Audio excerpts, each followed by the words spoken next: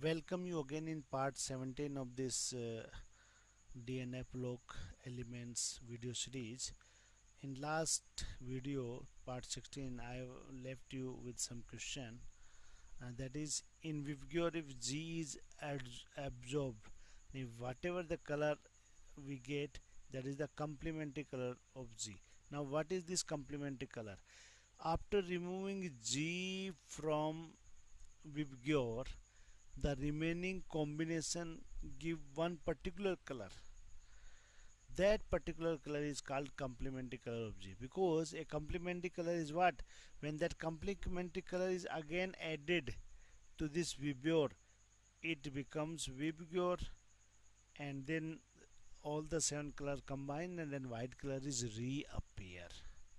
Okay, so this is that process which is called DD transition. The electron move from one D level, lower D level, to higher D level, absorb the energy from the sunlight, and that's why the different colors they are sound. Okay, so this DD transition is happening in such a way. Now further, if we see, uh, some examples are there, the factors on which this color will be depend. Now on what factor this color depends? This color depends on how much this energy gap is there. After splitting, if you see how much this energy gap between uh, T to G. Okay, so color depends on color depends upon this color depends upon this splitting energy gap. Okay, if the geometry is octahedral, then this is given by this splitting O, delta O. If geometry is tetrahedral, then it is given by delta subscript T. So how much gap is there? And this gap of course depend on ligand. Now what is ligand? During the formation of complex, during the formation of complex, the external molecules which attack on the metal cation to form complexes by providing their lone pair of electron, they are called ligands. Okay, now these ligands uh, these ligands provide this splitting, so we can say wider the splitting,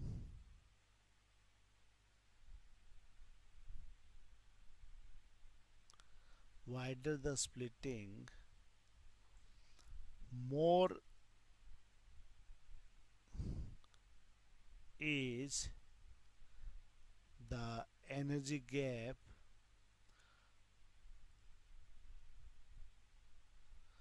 higher energy is needed in DD transition. Higher is the energy needed in DD transition, and lower is the wavelength. So lower wavelength means towards the blue color. Now here see, you can say the complex ion, that is along complex of cobalt with water, complex of same cobalt with ammonia, and complex of same cobalt with CN. Now CN is having highest splitting, then ammonia in the middle, and the water is having lowest splitting. Magnitude of this delta O, that is octahedral splitting energy, octahedral stabilizing energy. That about this we will discuss more in the ninth chapter, that is coordination compounds. So here is a brief introduction. Actually this energy gap between this T2G and EG level, higher level is called EG and lower level is called T2G.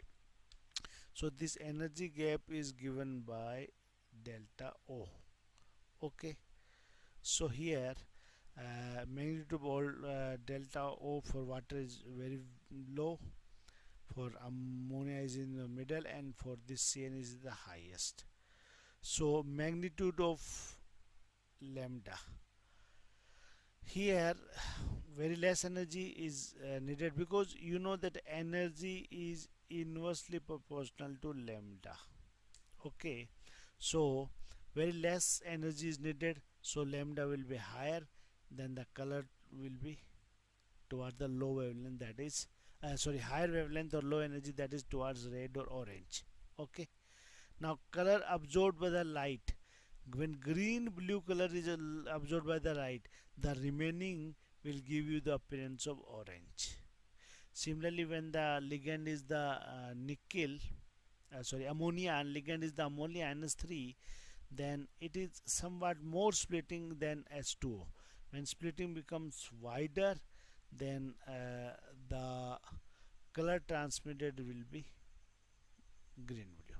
And here it is the CN minus cyanide ion, which is the having highest splitting energy there. So in that case, delta O will be higher, then the magnitude of this will be lambda will be lower, and that's why this color transmitted will be violet, and color absorbed will be yellow green. So in that way, if you change the ligand, along the same metal cation,